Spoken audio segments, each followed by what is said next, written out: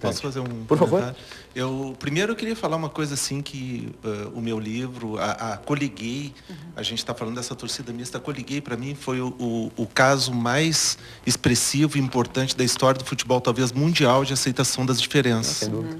Uma coisa impressionante. Em plena ditadura militar. Eu tenho um orgulho muito grande de ter escrito esse livro, um orgulho imenso, assim.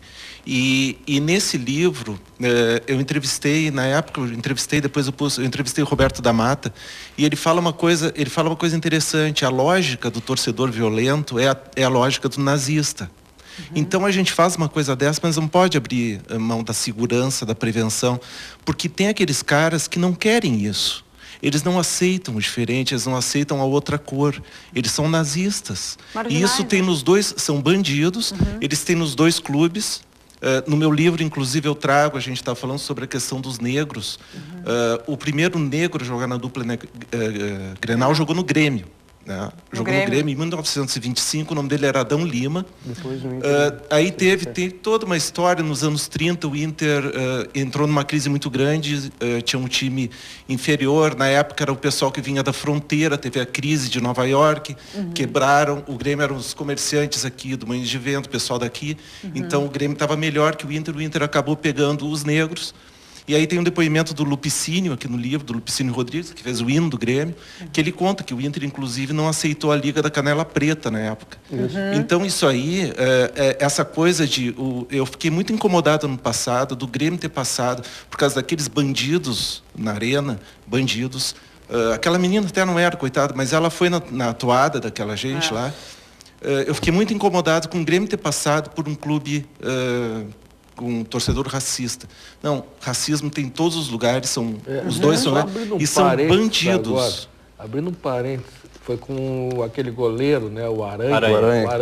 Agora, as próprias torcidas organizadas do Santos fizeram quando ele entrou na justiça contra o Santos por pagamento atrasado. Ele entrou, exatamente. Sim, ele foi pro Palmeiras. As torcidas organizadas do Santos fizeram os mesmos impropérios que ele foi vítima. Sim, chamaram ele de macaco. Exatamente. Sim.